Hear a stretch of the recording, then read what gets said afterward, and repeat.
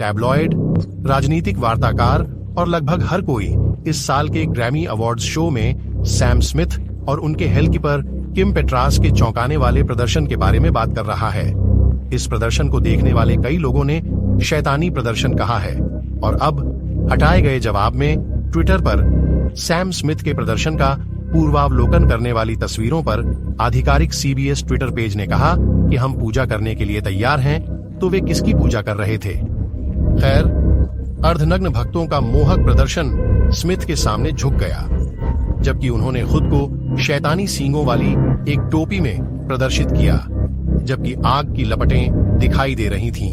मैं किस बात के लिए खड़ा हूं और सैम किस बात के लिए खड़ा है कि धार्मिक रूप से अच्छा नहीं है, और मैं व्यक्तिगत रूप से धर्म के बारे में सोचता हुआ बड़ा हुआ और इसका हिस्सा बनना चाहता था, लेकिन फिर धीरे धीरे मुझे एहसास हुआ कि यह नहीं चाहता कि मैं इसका हिस्सा बनूं, और इसीलिए हाँ, यह धर्म का चयन करने में सक्षम न होने और लोगों द्वारा आपको जीने के तरीके से जीने में सक्षम न होने के बारे में है।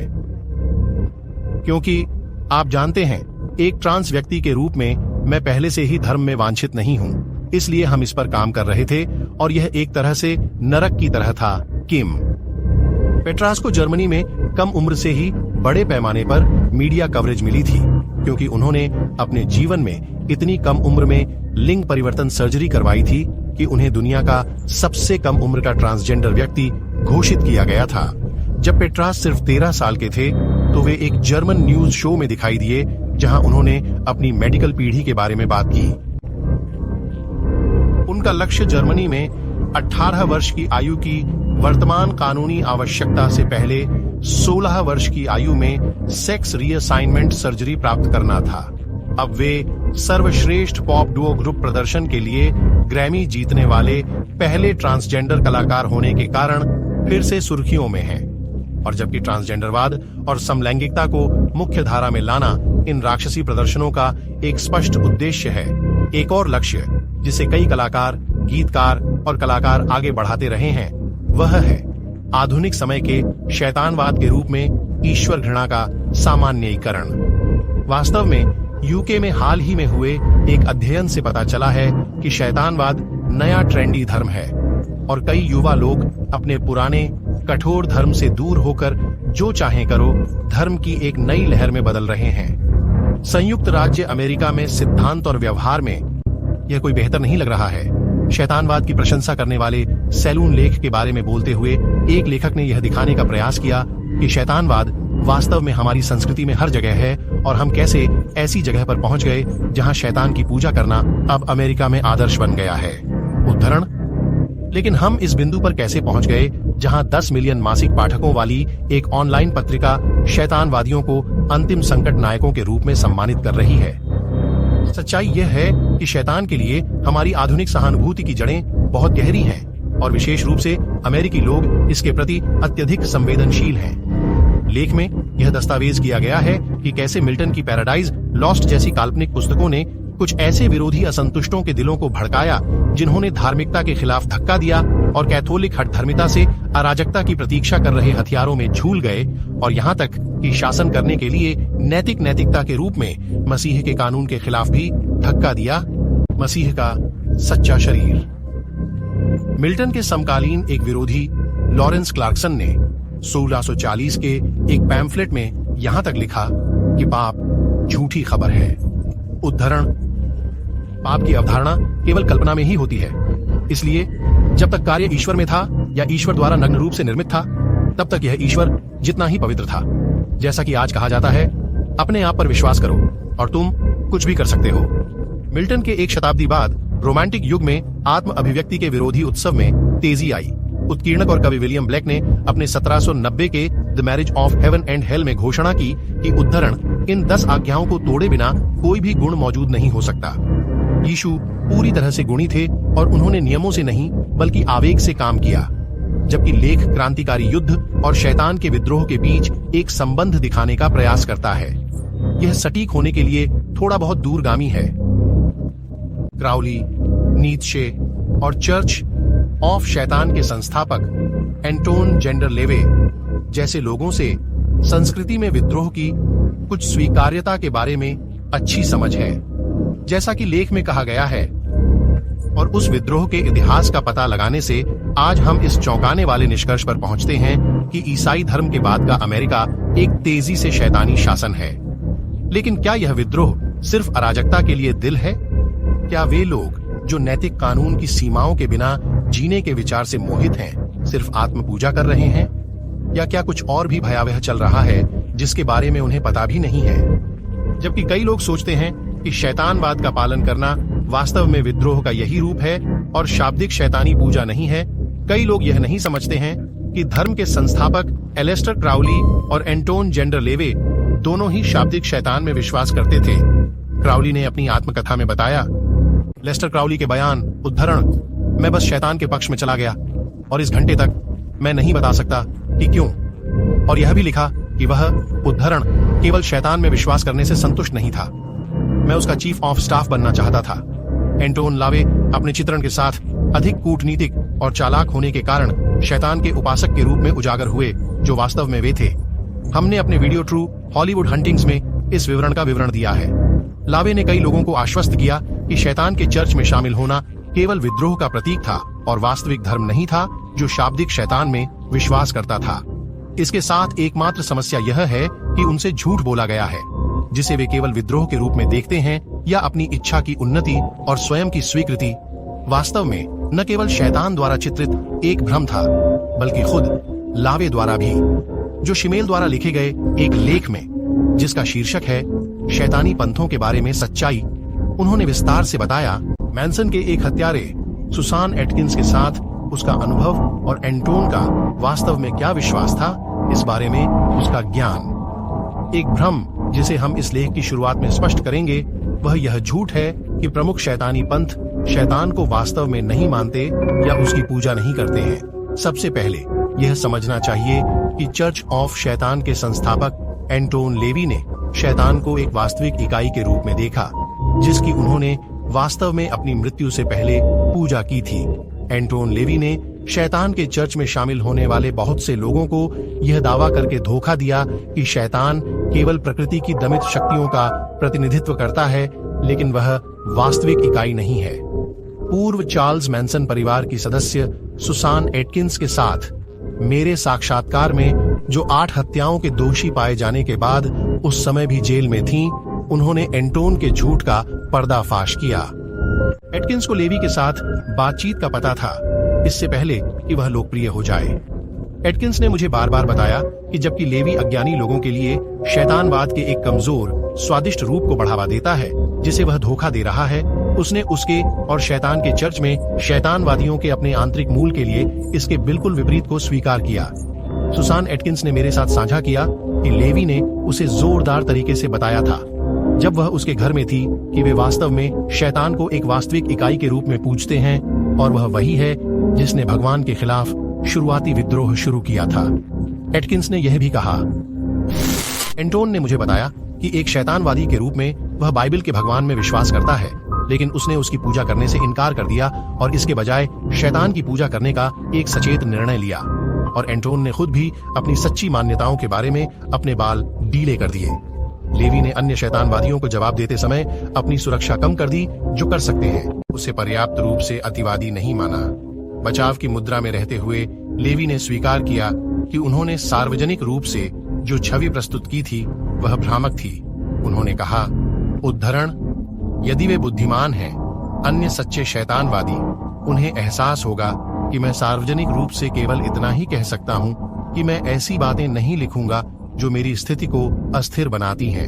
यदि मैंने सही संयोजन में आक्रोश को शांत नहीं किया होता तो शैतान का चर्च कितने समय तक टिक पाता।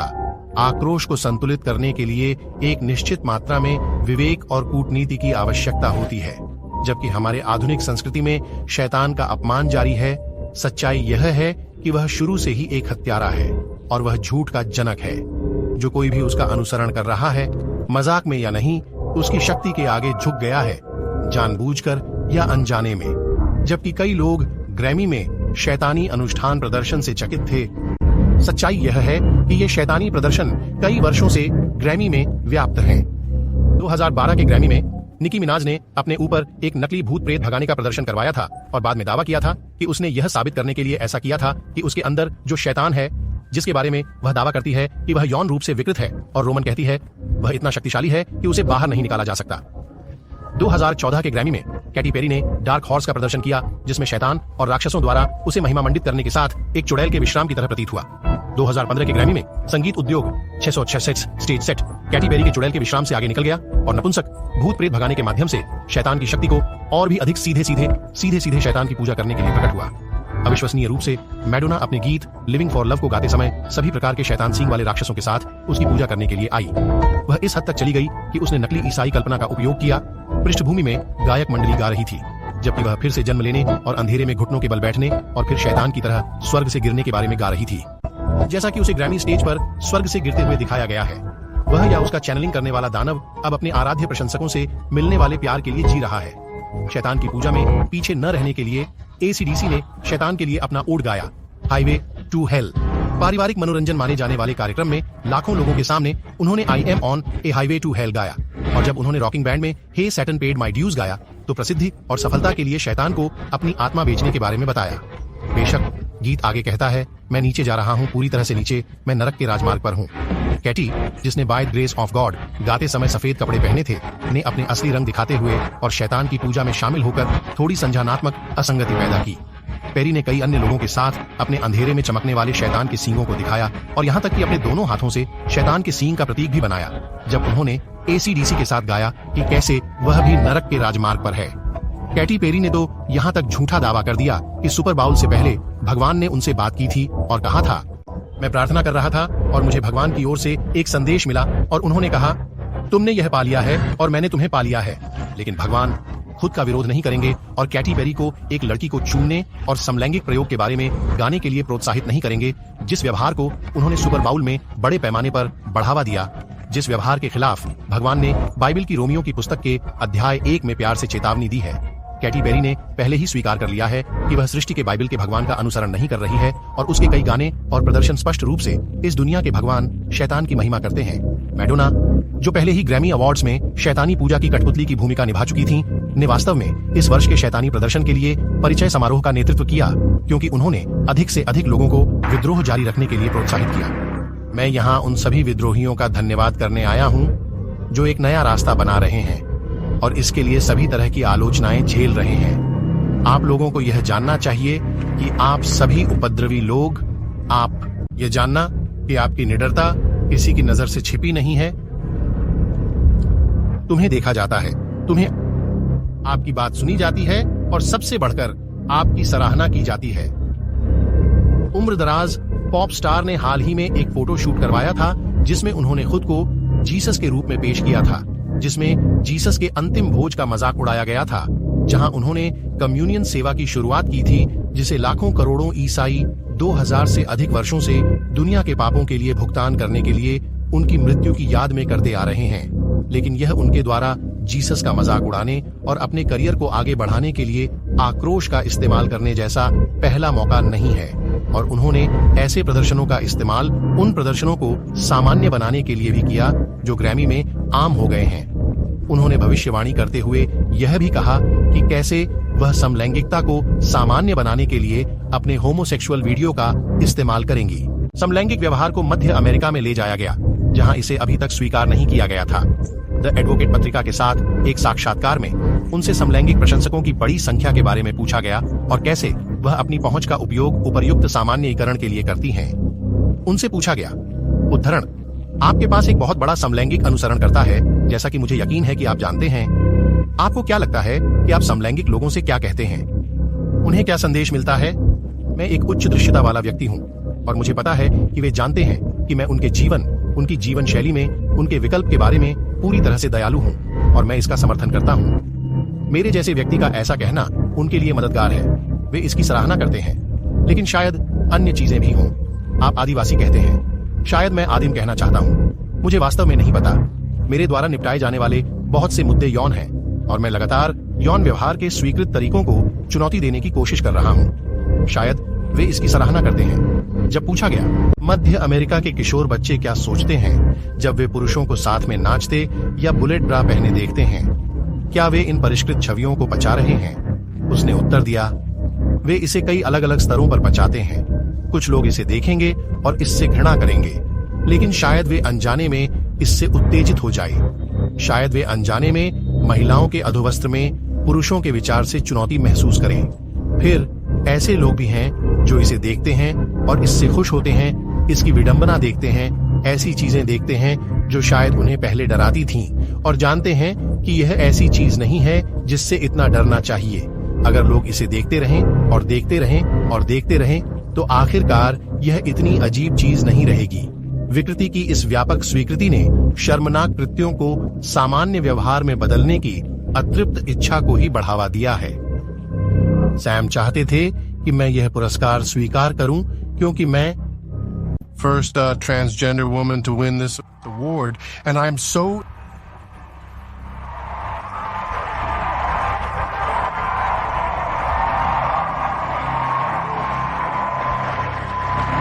in the unholy song that was performed at the Grammys. It tells of a story of a husband and father stepping out of the bounds of the marriage covenant Petrus stated on a red carpet. What the song was all about, Unholy, is about a guy, a friend of Sam's, who cheats on his wife and she doesn't know it, and he thinks that's cool.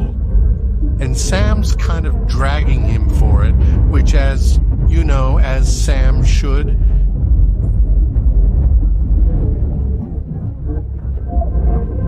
As you can hear in this clip of their song, Unholy, they sing, doing something unholy. दुख की बात यह है कि लाखों लोग व्यभिचार के कृत्य का महिमा मंडन करने वाले गीत पर नाच रहे हैं और गा रहे हैं। सैम स्मिथ ने यहाँ तक बताया कि उनके माता पिता ने यह गीत सुना था और उन्होंने इसके बारे में क्या सोचा था। माइक पर आप कुछ बहुत ही शरारती गीत गा रहे हैं। ठीक है, क्या आपने यह गाना अपने माता पिता को दिखाया है? वे इसके बोलों के बारे में क्या कहते हैं? ओह, उन्हें यह पसंद है। वे वास्तव में इसके आदी हैं। हाँ, मेरे माता पिता मेरी गंदगी के आदी हैं।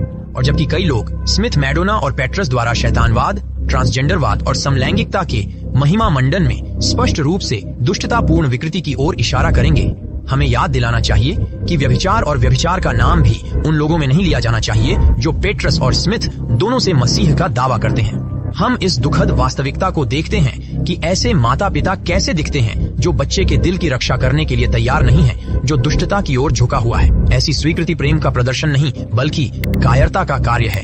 बाइबल चेतावनी देती है कि अंत के समय में लोग अधर्मी होंगे।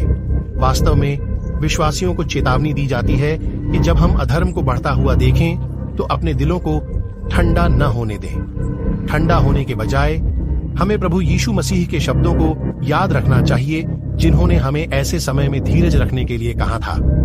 प्रेरित पौलुस ने जब तीमुथियुस को लिखा तो भविष्यवाणी की कि यह बिल्कुल वैसा ही दिखाई देगा जैसा हम देख रहे हैं कि लोग स्वार्थी, धन के प्रेमी, घमंडी, अभिमानी, गाली देने वाले, माता पिता की अवज्ञा करने वाले, कृतघ्न, अपवित्र, प्रेमहीन, मेल मिलाप न करने वाले, दुर्भावनापूर्ण गपशप करने वाले, आत्म संयम न रखने वाले, क्रूर, अच्छे से नफरत करने वाले, विश्वासघाती, लापरवाह, अभिमानी, ईश्वर के बजाय मौज मस्ती के प्रेमी होंगे।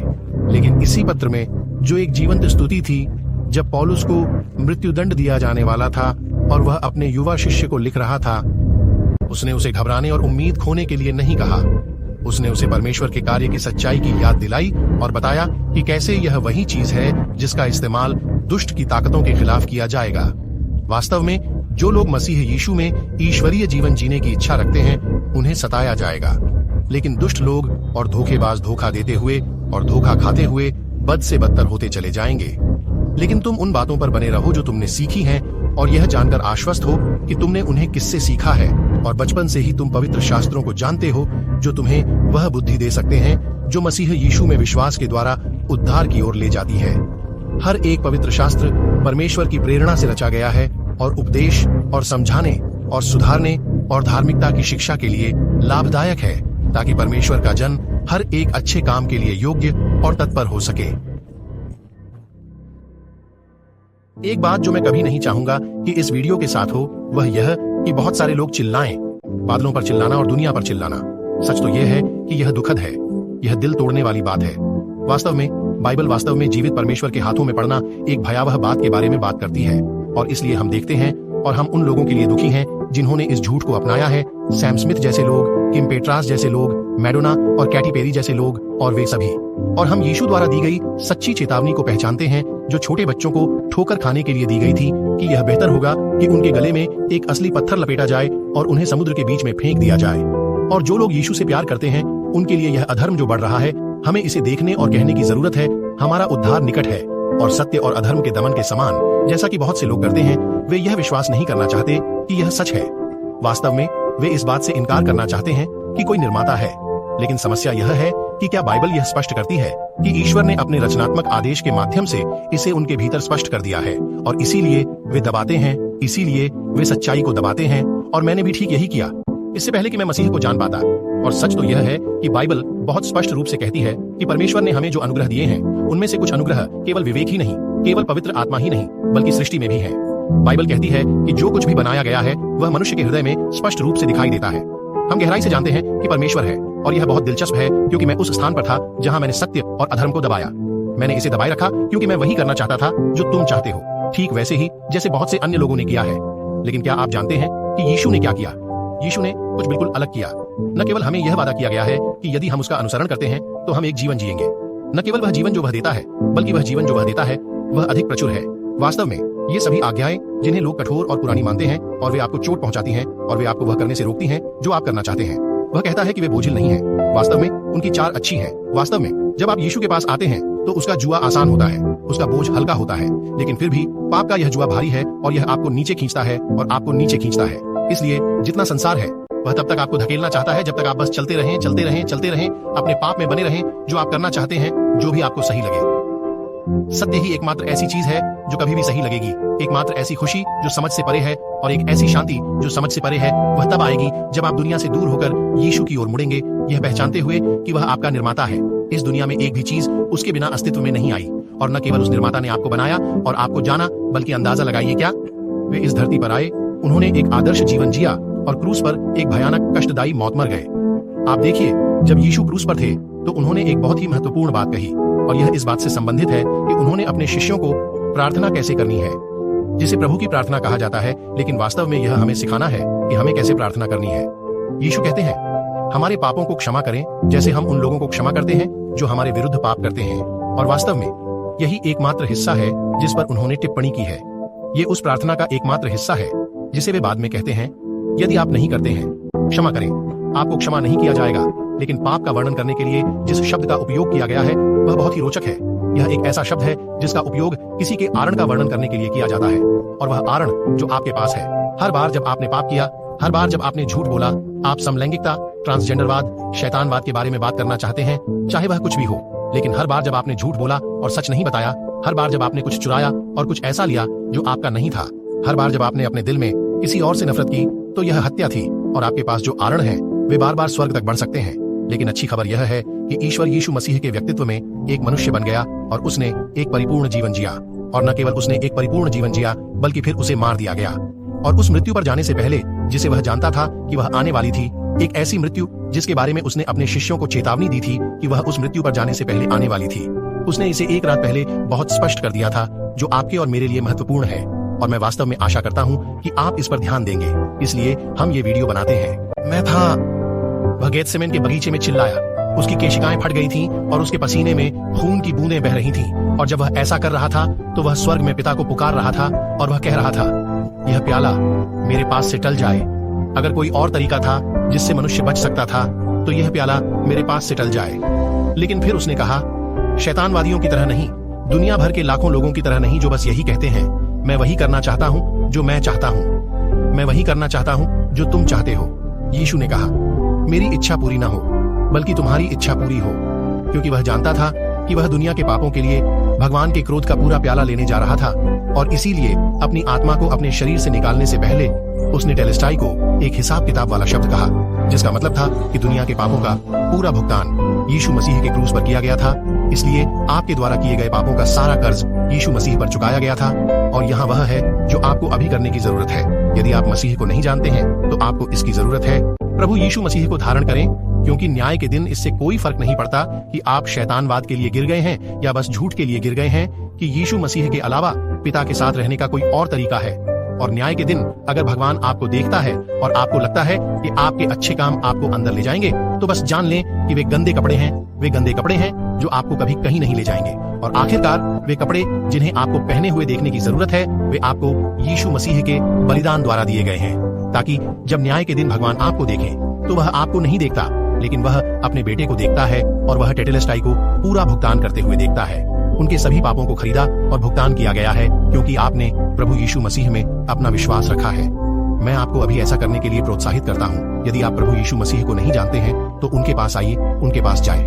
बाइबल रोमियो के अध्याय 10 में बिल्कुल स्पष्ट रूप से कहती है, यदि आप अपने दिल में विश्वास करते हैं और अपने मुंह से यीशु को प्रभु के रूप में स्वीकार करते हैं तो आपको छुटकारा मिलेगा, आप बच जाएंगे। आपको अभी इस दुनिया से दूर हो जाना चाहिए, मसीह की ओर मुड़ना चाहिए और उस पर अपना पूरा भरोसा और विश्वास रखना चाहिए, और अपने लिए एक बाइबल विश्वासी चर्च और मसीह में ऐसे भाई बहन ढूंढो जो यीशु से प्यार करते हैं और उसका चेहरा ढूंढने जा रहे हैं। भगवान आप लोगों को आशीर्वाद दें। हे दोस्तों, कलाकार रिहाना द्वारा सुपर बाउल प्रदर्शन के बारे में हमारा नया वीडियो अवश्य देखें।